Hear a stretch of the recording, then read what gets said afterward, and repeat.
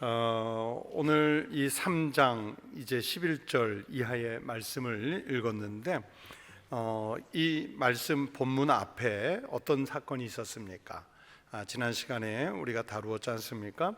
아주 유명한 사건, 베드로 사도와 요한 사도가 성전에 기도하러 올라가다가 성전 미문에 앉아있는 나면서부터 평생 동안 안진뱅이였던 그 사람을 나사렛 예수 그리스도의 이름으로 고쳐주어서 그 사람이 성전 안으로 뛰어 들어가기도 하고 또 걸어가기도 하면서 하나님을 찬양해서 사람들을 놀라게 하는 사건이 하나 있었지 않습니까?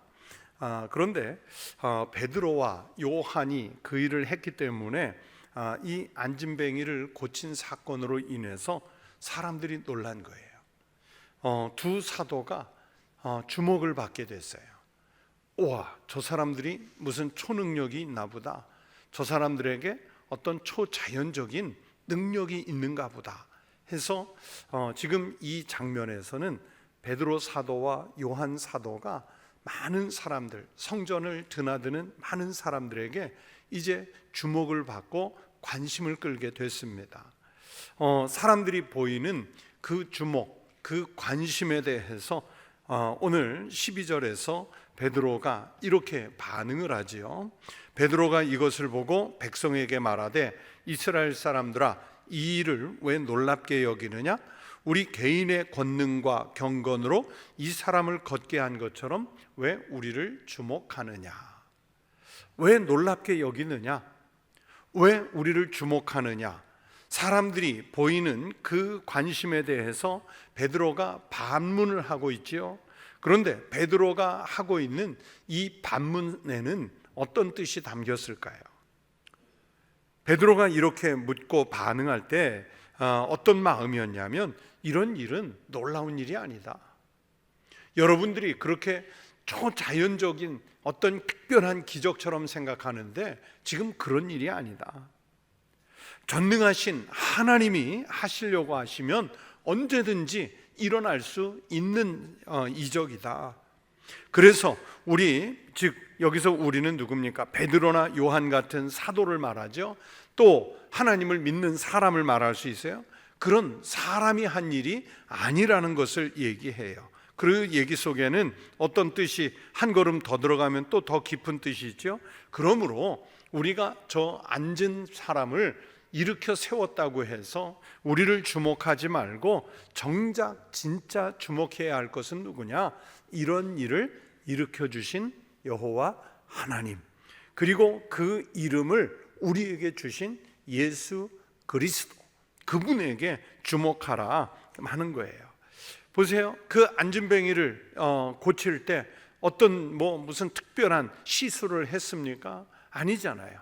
은도 금도 내게 없지만, 그래서 당신에게 세상 물질적인 것 줄 것 없지만 내가 가지고 있는 그 한 가지, 가장 소중한 한 가지, 그것을 당신에게 준다. 나사렛 예수 그리스도의 이름으로 일어나 걸어라 하면서 예수의 이름을 주었을 뿐이잖아요.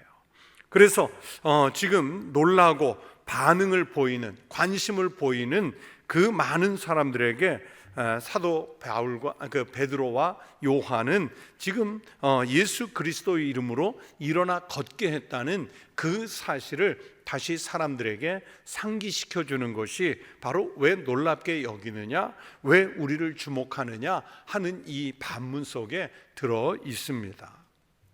사실 베드로가 이렇게 말은 하지만 우리가 볼 때도요, 나면서부터 안진뱅이가 된 사람을 고친 이 일은 얼마나 깜짝 놀랄 일입니까?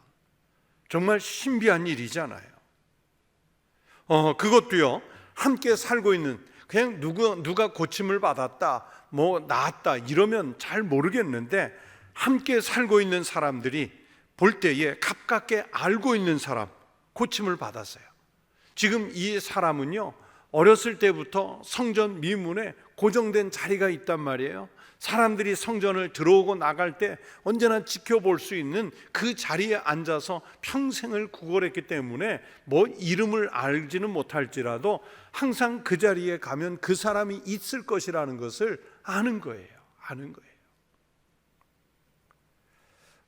제가 어려서부터 다니던 교회에도 정문에 이제 주일날 뭐 수만 명의 성도가 워낙 큰 교회라 이렇게 오고 가다 보니까 늘 그 앞에 이렇게 지나가는 행인들에게 도움을 요청하는 고정된 분이 한 분이 있었어요.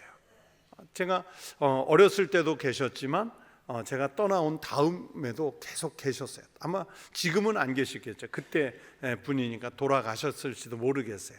앞을 보지 못하는 분이었는데 많은 분들이 거기를 예배를 드리러 오면서 적선을 하지요. 그러니까 예배당을 주일날이든 이렇게 들어갈 때마다 그분이 혹시라도 안 보이면 서운한 거예요. 내가 적선을 하고 안 하고의 문제가 아니고요, 그 고정된 자리에 그분이 제가 어렸을 때부터 제가 나이 들어 전도사 생활할 때까지도 늘 그분은 거기에 계셨거든요. 그런데 만약에 그분이 못 나오시는 날이 간혹 있어요.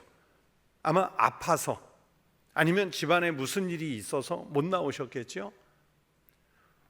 우리 교회를 다니는 사람은 늘 저 자리에 그분이 있다는 것을 다 알고 있는 거예요. 다 알고 있어요. 그냥 안 오면 어느 날 주일 예배 들어가는 1부나 2부 예배 시간에 안 보이면 사람들이 정말 어디 가셨나? 집안에 일 있나? 그렇게 찾을 만큼 고정된 자리예요. 이 사도행전 3장에 나오는 이 안진뱅이가 딱 그런 위치란 말입니다. 그러니까 사람들이 함께 이 성전을 드나드는 사람들에게는 고정된 이미지를 가지고 있는 사람인데 그 사람이 고침을 받았단 말이에요. 그래서 16절에 뭐라고 말씀합니까? 너희가 보고 아는 사람, 너희가 보고 아는 이 사람 다 알아요. 수십 년 거기 있었기 때문에 누구나 다 알아요. 그래서 만약에 우리들에게도 이런 일이 가까이에 있는 사람에게서 일어난다면 얼마나 놀랄까요? 우리 옆집에 김씨, 우리 옆집에 이씨, 박씨, 최씨, 정씨가 분명히 앉아있는 사람이었는데 어느 날 일어나서 걸어가요. 여러분 놀라지 않겠어요? 몇 사람만 놀라는 거죠. 네, 뭐 별로 내 일이 아니니까 이거 놀랍죠. 아마 입이 벌어져서 김씨, 진짜 김씨 맞아? 박씨, 진짜 맞아? 내가 아는 그 사람 맞아? 우리가 놀랄 일이라고요. 다 죽어가던 사람이 어느 날 살아났어요. 기적적으로 살아나서 어제까지 죽어가던 사람이었는데 오늘 멀쩡하게 돌아다니고 있어 봐요. 여러분 놀라지 않겠어요? 이 전혀 걷지를 못하던 사람이 어느 날 갑자기 걷기도 하고 뛰기도 하면서 자기들 눈앞에 나타났을 때 이건 당연히 놀라운 일이지요. 다른 누구보다도 내가 그렇게 늘 봐왔던 사람, 직접적인 상관이 있는 사람이 고침을 받았다면 우리는 그 자체로서 놀라게 됩니다. 그래서 그 기적이라는 게 멀리 있는 것이 아니라 소문으로 들려오는 것이 아니라 기적이 가깝게 여겨지고 신비스럽게 여겨지겠지요. 그러다 보니까 사람들은 베드로와 요한을 주목하게 됐고요. 두 사도는 자신들이 주목받을 것이 아니라 그리스도 예수님이 주목을 받아야 된다. 예수님이 주목을 받아야 된다. 그 말씀을 하시고 있어요. 그래서 16절 하반절에 성경이 이렇게 말씀해요. 예수로 말미암아 난 믿음이 너희 모든 사람 앞에서 이같이 완전히 낫게 하였느니라. 예수님으로 말미암아서 일어난 믿음이 모든 사람 앞에서 저 사람을 이같이 완전히 낫게 했다. 베드로가 이 부분을 강조하고 있습니다.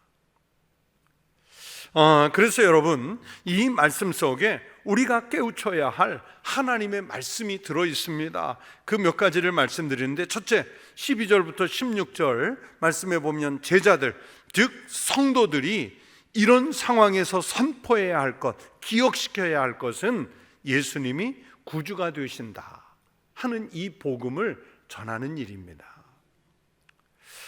이 안진뱅이가 고침을 받은 이 모습을 보고 놀란 유대인들이 막 모여 들어왔죠. 솔로몬 행각이라는 곳으로 막 모여왔는데, 그들에게 사도들은 이런 치유의 능력은 지금 사람의 능력이 아니라 예수님을 믿는 믿음의 힘으로 일어나는 일이라고 말씀하고 있어요. 16절에 그 이름을 믿음으로, 그 이름이 누구 이름입니까? 예수님 이름. 예수님 이름을 믿음으로. 여러분, 이스라엘 사람들의 이 사고 속에는요, 이름이 그냥 지어지는 이름이 아니에요. 그 사람의 인격과 그 사람의 삶의 특성을 대변하는, 그래서 이 사람이 앞으로 평생 어떤 삶을 살았으면 좋겠다 하는 뜻에서 주는 이름이거든요. 그래서 아브라함이라는 이름이 하나님을 만난 후에 하나님이 열국의 아버지가 되라 하는 하나님의 마음을 담아서 아브라함으로 바뀌잖아요. 또 사레라는 이름이 열국의 어머니가 되라, 만민의 어머니가 되라 하는 뜻에서 사라로 이렇게 이름이 바뀌잖아요. 야곱이 라헬을 통해서 애를 낳는데 이름이 베논이었어요. 그런데 그 이름이 어미를 고통스럽게 했다, 그런 이름이어서 나중에 베냐민, 주님의 오른팔로, 하나님의 오른팔, 그렇게 이름을 바꿔주잖아요. 하나님, 예수님께서 제자들을 택한 사람 중에 특별히 시몬 베드로, 그 시몬을 이제 모든 교회의 시작과 반석이 되고 예수 그리스도의 이름을 반석 삼는 일의 증인이 되라고 아람어로 게바, 헬라어로 베드로, 반석이라는 이름을 예수님이 붙여주시잖아요. 그렇게 이스라엘 사람들에게는 이 이름이라는 것은 그 사람의 인격과 삶의 특성을 대변하는 것으로 인식하고 있는데, 오늘 베드로 사도가 설교 중에 그 이름, 누구 이름을 얘기하느냐? 예수의 이름. 예수의 이름은 어떤 이름이냐? 그 이름에는 구원의 힘이 있고요, 생명을 살리는 힘이 있고 우리로 하여금 영생을 얻게 하는 힘이 있기 때문에 예수 그리스도 이름 외에는 구원을 받을 만한 다른 이름을 우리에게 주신 일이 있다 없다? 없다. 바로 그 이름이란 말이에요. 그러므로 예수님의 그 이름은 믿음의 대상이에요. 누가 함부로 불러 제낄 수 있는 그 이름이 아니라 믿음의 대상이신 예수 그리스도의 이름, 그 이름을 주었고 그 이름을 믿었고 그 이름에 힘입어서 지금 저 사람이 일어났다. 그래서 사도들이 지금 행각에 모인 사람들에게 전하려고 하는 것도 바로 예수의 이름, 그분의 이름을 알아달라는 게 아니라 그 이름을 믿어야 당신들에게도 똑같은 구원의 역사가 일어난다는 것을 설명하는 말씀입니다. 그런데 실상은 어땠느냐?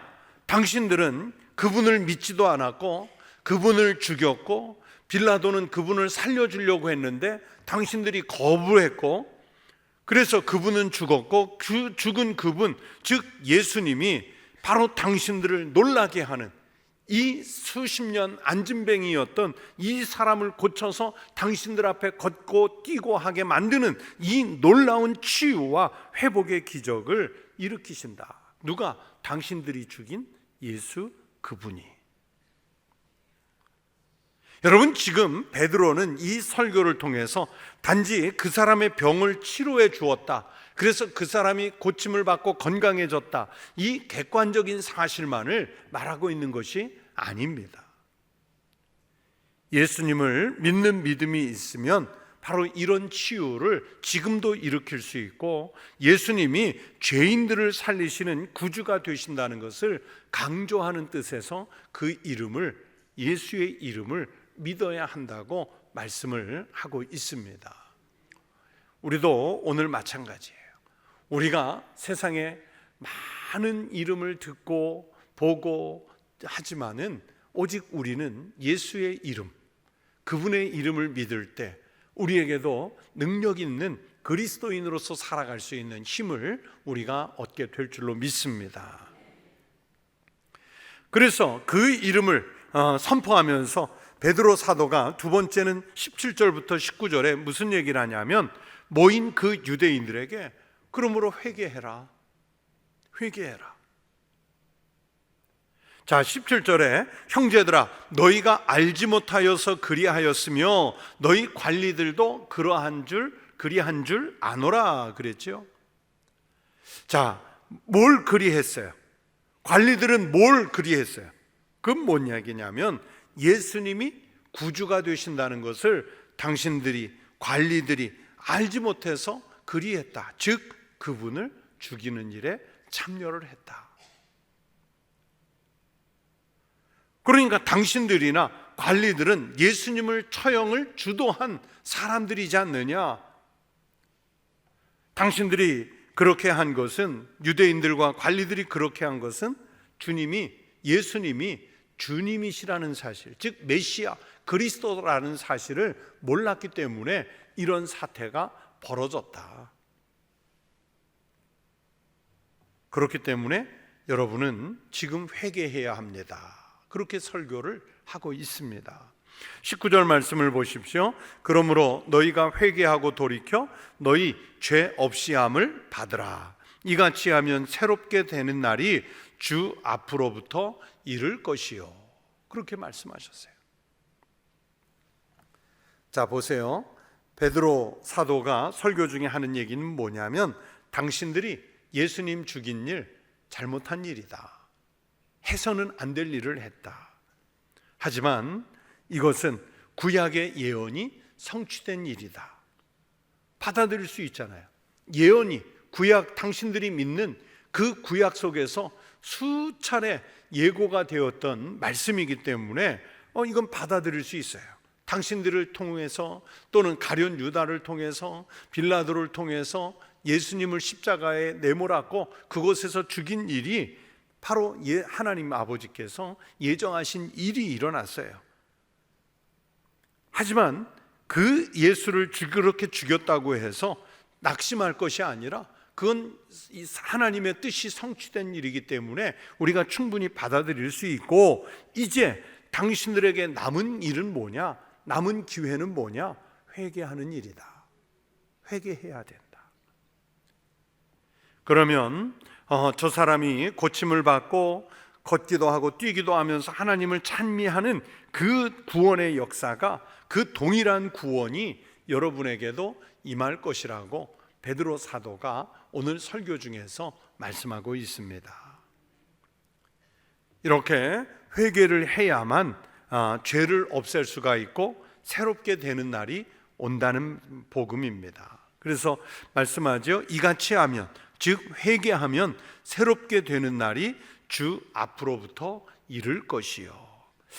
이 새롭게 되는 날, 예전의 성경, 우리가 지금 쓰는 개역 개정 말고 옛날 개역 성경으로 제가 보니까요, 뭐라고 되어 있냐면 유쾌하게 되는 날. 그러니까 너희가 이같이 하면 유쾌하게 되는 날이 주 앞으로부터 이를 것이요. 이렇게 되어 있더라고요. 참 재밌는 번역이었어요. 유쾌하게 된대요. 여러분, 우리가 죄에게 눌려 있을 때는 유쾌한 삶을 살 수가 없어요. 새로운 삶을 살 수가 없어요. 그런데 내 영혼이 회개해서 예수 그리스도의 이름 앞에 굴복을 하면 어떤 일이 일어나느냐? 새롭게 되는 날, 즉 우리의 영혼이 유쾌하게 되는 날이 이를 것이라고 베드로 사도가 말씀합니다. 그래서 오늘 본문으로 새롭게 되는 날이 됐든 아니면 예전 번역으로 유쾌하는 날이 됐든 어떤 것이든 그 전제는 뭐냐? 회개에 달렸다. 회개해야만 죄를 용서받을 수 있고 그 생명이 살아날 수 있다는 것을 사도 베드로가 오늘 설교하고 있습니다. 여러분, 영혼이 새롭게 되기를 원하십니까? 여러분의 영혼이 유쾌한 삶을 살기를 원하십니까? 그러면 늘상 우리가 특별한 악독한 죄를 지어서가 아니라 하나님 앞에서 우리가 죄인됨을 늘 고백하고 하나님 앞에서 늘 겸양의 삶을 살아가는, 회개하는 영혼을 가지고 살아가는 거룩한 성도들이 되시기를 축원합니다. 그리고 마지막에 세 번째는 20절부터 26절에 이제 결론을 내리는데, 결국 우리가 알아야 할 것은 예수님이 그냥 어느 날 툭 떨어진 예수님이 아니라 하나님이 약속하신 그 언약의 성취자이시다라는 것을 말씀하고 있습니다. 앞에 13절 앞부분을 보십시오. 뭐라고 사도 베드로가 얘기하냐면, 아브라함과 이삭과 야곱의 하나님 곧 우리 조상의 하나님이 그의 종 예수를 영화롭게 하셨느니라. 여러분, 아브라함이 어떤 인물입니까? 이스라엘 민족에게는 아버지란 말이에요. 또 모든 그리스도인들에게 믿음의 조상이란 말이에요. 그래서 이 아브라함으로부터 언약이 시작이 돼서 아브라함을 거쳐 이삭을 거쳐서 야곱을 통해 12지파를 거치고, 그렇게 그 혈통 속에서 메시아가 나으실 것이라는 것을 성경은 계속해서 예언하고 있잖아요. 바로 아브라함과 이삭과 야곱으로 대를 잇는 그 이스라엘에게는 언약의 계보를 이루는 상징과도 같은 이름이 바로 아브라함, 이삭, 야곱이잖아요. 그런데 곧 우리 조상의 하나님이 그의 종 예수를 영화롭게 하셨다. 아니, 지금 수천 년 전 사람 아브라함이 예수님을 영화롭게 하셨대요.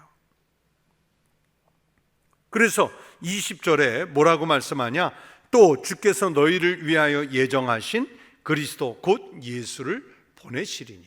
자, 조금 전에 말씀드린 대로 어느 날 역사 속에 툭 이스라엘 속으로 들어오신 것이 아니라, 보세요, 하나님께서 너희를 위해서 예정되신 분을, 그리스도 예수님을 보내주셨어요.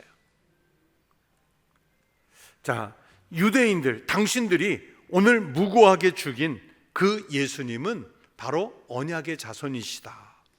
하나님이 영원 전부터 거룩하신 선지자들의 입을 통하여 말씀하신 바, 즉 언약으로 주어진 그 약속의 성취가 누구를 통해서 이루어졌느냐? 예수님을 통해서 이루어졌어 하고서 지금 유대인들에게 지금 베드로 사도가 설교하고 있습니다.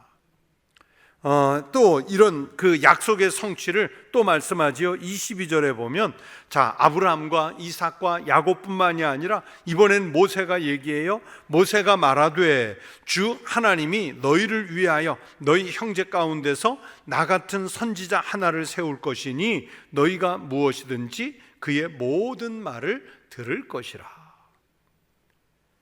여러분, 모세가 이스라엘 사람들에게는 어떤 위치를 차지하나요? 모세는 이스라엘 백성들에게는 거의 그리스도예요. 메시아란 말이에요.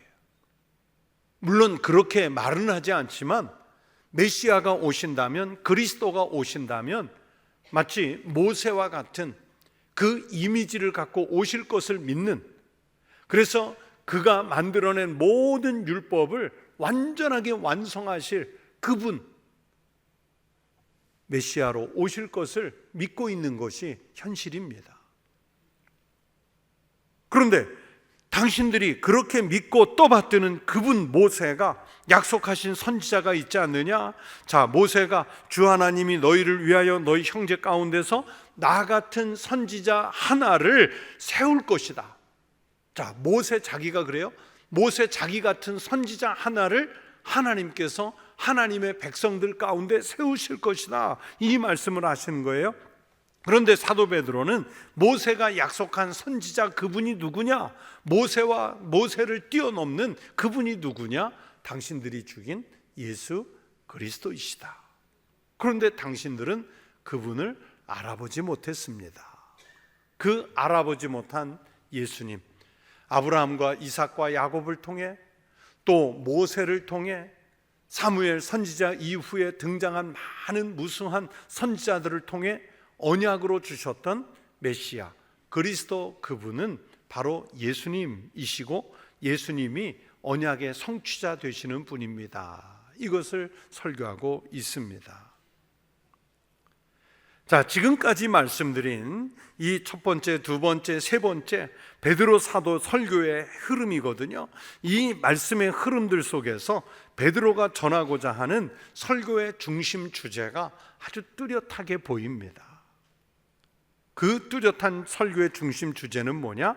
예수님만이 메시아가 되십니다 하는 예언이에요. 그래서 이것이 오늘 본문에 등장하는 베드로 사도의 설교의 핵심이고 오늘날도 마찬가지예요.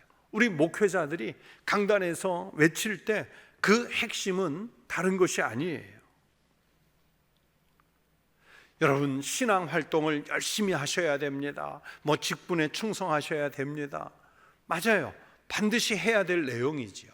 여러분, 헌신을 예표로 헌금도 열심히 하시고 또 시간도 내시고 또는 내가 가진 은사와 재능도 발휘하시고 다 하셔야 됩니다. 물론 맞아요. 선포가 돼야지요. 설교가 돼야지요. 또 설교를 통해서 선포되는 말씀을 통해서 여러분들이 세상에 살면서 알았으면 좋겠다 하는 무슨 지식 또는 교훈, 세상을 살아가는데 덕담이 되고 도움이 될 만한 지혜, 이런 것들을 알려주면 좋겠지요. 그러나 어떤 신앙 활동이 주가 되는 것도 아니에요. 지식이나 지혜나 세상을 살아가는 교훈을 찾아내기 위해서 우리가 하나님의 말씀을 듣는 것이 아니에요. 하나님의 말씀을 통해 결국 찾아내려고 하는 것도, 결국 우리가 들어야 하는 것도 핵심은 뭐냐면 바로 예수 그리스도께서 바로 메시아가 되신다는 것, 그분만이 우리의 구세주가 되신다는 사실이 선포가 돼야 돼요.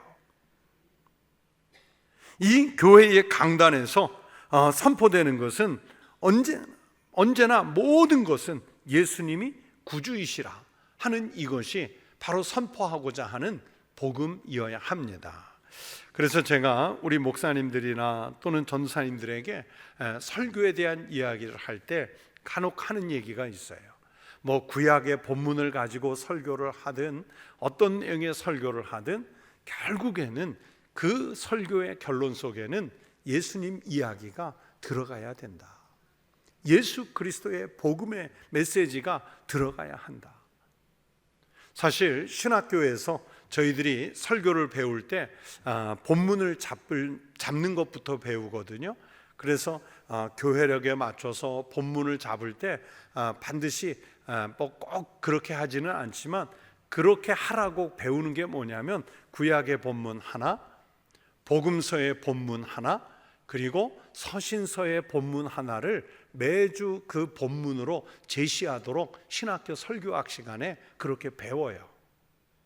그런데 사실은 세 개의 본문을 다 읽고 하다 보면 분주하고 이러니까 이제 저희 목회자들이 편의상 한 가지 본문만을 여러분에게 제시를 하게 되는데, 그런데 그 한 가지 본문을 가지고 말씀을 전해도 결국 그 설교의 핵심 내용은 뭐냐?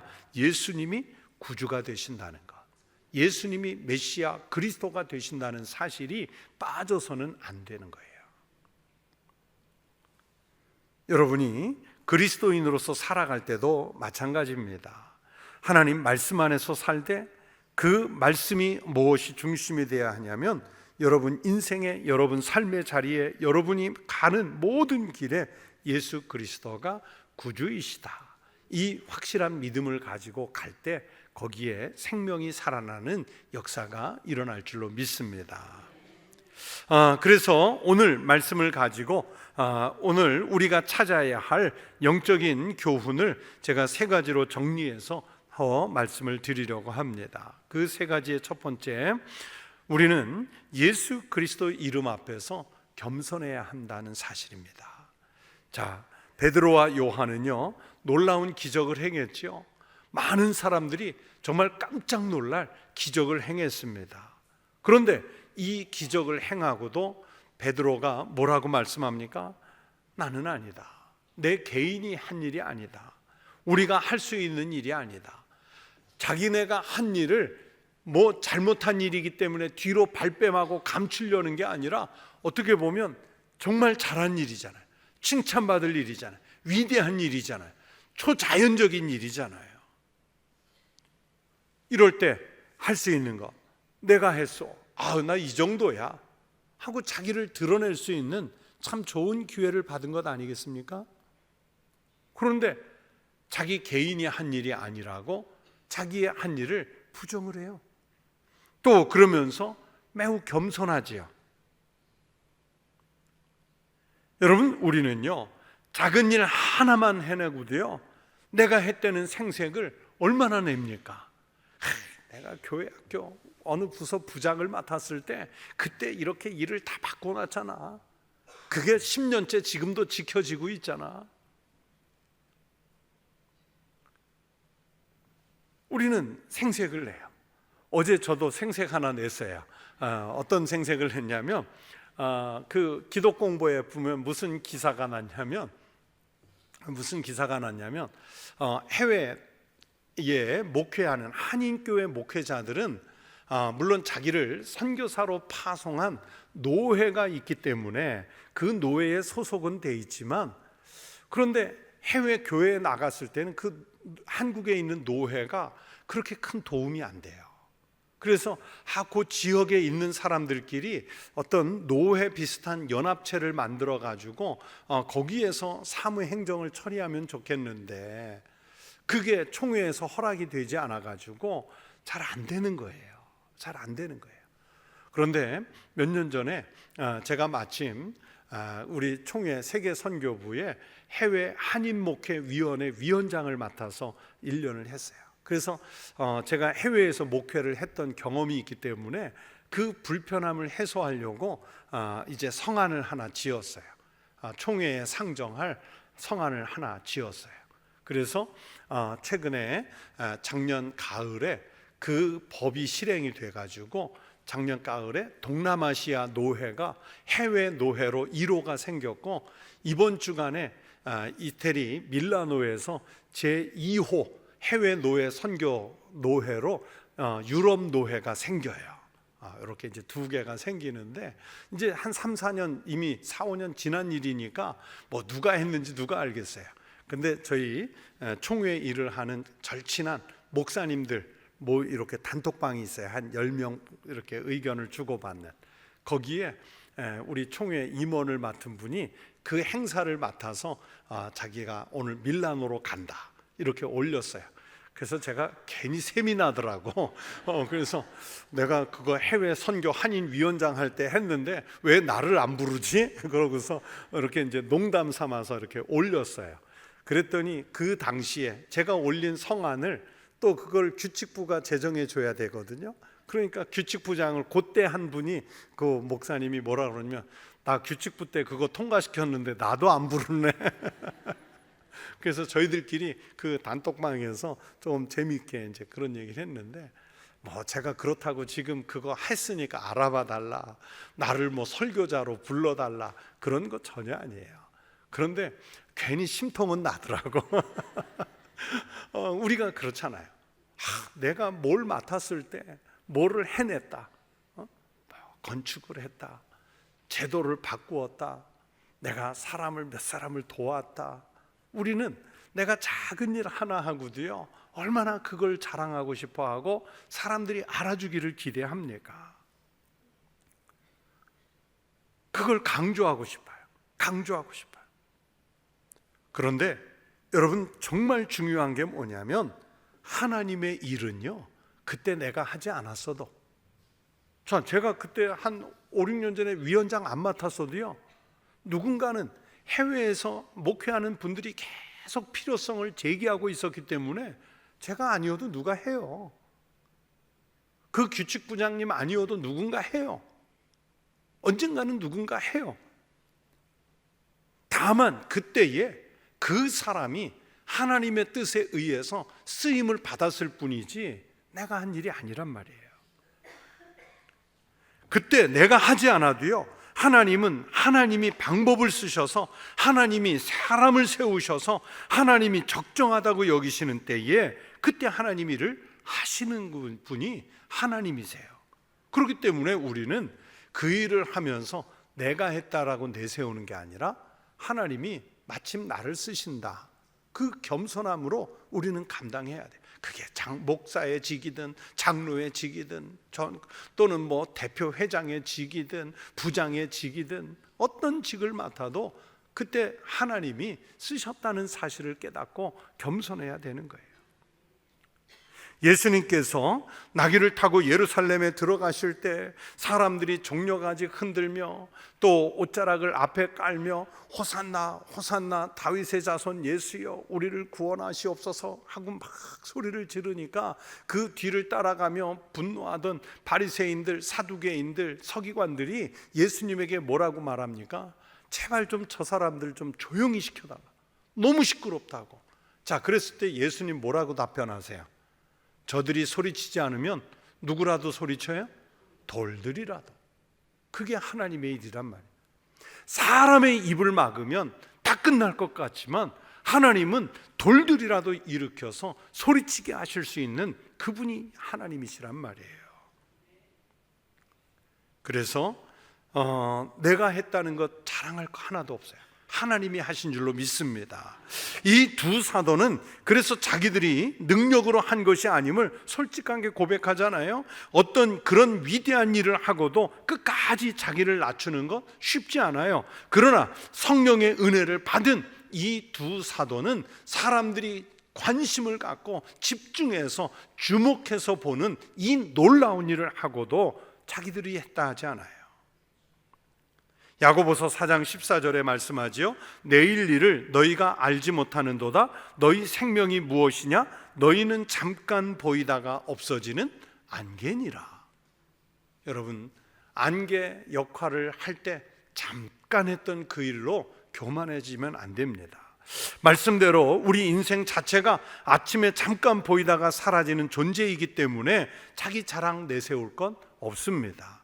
오늘 사도들이 그리스도께서 하셨다고, 예수를 믿는 그 이름으로 했다고 하나님 앞에 그 군중들 앞에 그렇게 고백했던 것처럼 우리도 우리가 어떤 일 감당하고 내가 한 것이 아니라 주께서 하셨다고 겸양으로 고백할 수 있는 겸손한 성도 되시기를 축복합니다. 또 두 번째는 모든 영광을 하나님께 돌려야 됩니다. 자, 베드로 사도가 이 일로 왜 우리를 주목하느냐 하고 자신을 낮춘 후에 13절부터는 예수 그리스도를 증거하잖아요. 왜 우리를 주목하느냐, 이 말씀 속에는 예수의 능력으로 이루었다는 뜻과 동시에 주님께 모든 영광을 돌린다는 의도를 담고 있습니다. 우리는 우리에게 돌아오는 영광이 있으면 어떻게 합니까?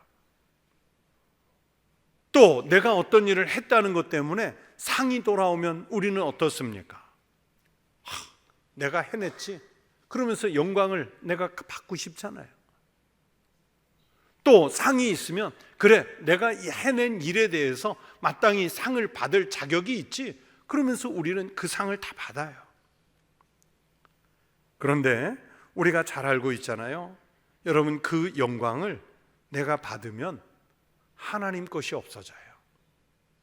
그리고 내가 그 영광과 상을 오늘 받고 나면 나중에 하나님 나라에 가서 받을 상급이 없대잖아요. 상급이 없대잖아요. 그러니까 너무 교회에서 뭐 일을 하고서 상 받는 거, 그거 너무 좋아하지 마세요. 하늘에서 받을 상, 이 상장 하나로, 상품 하나로 다 그냥 퉁쳤다. 하나님 나라에는 그 상급 없는 거예요.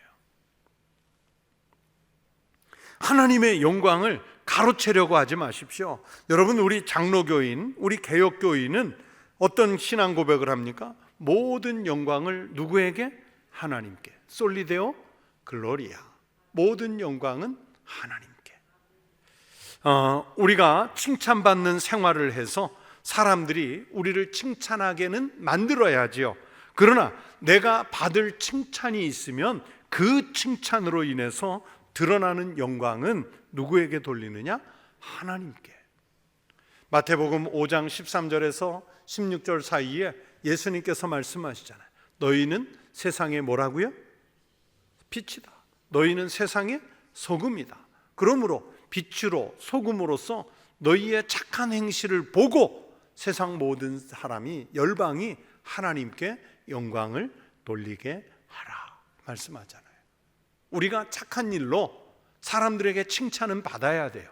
그러나 내가 받는 칭찬 때문에 하나님의 영광을 가로채는 것이 아니라 온전히 하나님께 영광, 솔리데오 글로리아. 오늘 사도들이 그렇게 했잖아요. 자기네들이 개인이 한 것이 아니라 주 예수 그리스도의 이름을 믿는 그 이름의 이 값으로 했기 때문에 모든 영광은 하나님께, 예수 그리스도께, 성령 하나님께 돌리는 이 사도들의 신앙 고백과 같은 태도가 우리에게도 있기를 바랍니다. 마지막 세 번째는 어떤 태도로 살아야 되느냐? 믿음의 위력을 좀 나타내면서 살았으면 좋겠어요. 예배당 안에, 제가 자주 말씀드리잖아요. 예배당 안에서 힘쓰는 사람 되지 말고 예배당 밖에 나가서 좀 힘쓰는 사람 되십시오. 여기서는 거기가 거기야요.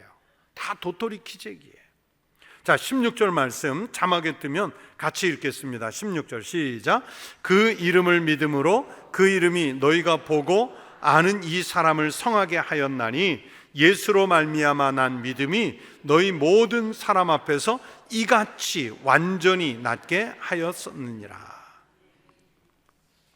무슨 뜻입니까? 베드로는 믿음의 위력, 믿음의 능력을 말씀하고 있지요. 여러분, 누구에게나 특별한 능력이 있는 것은 아닙니다.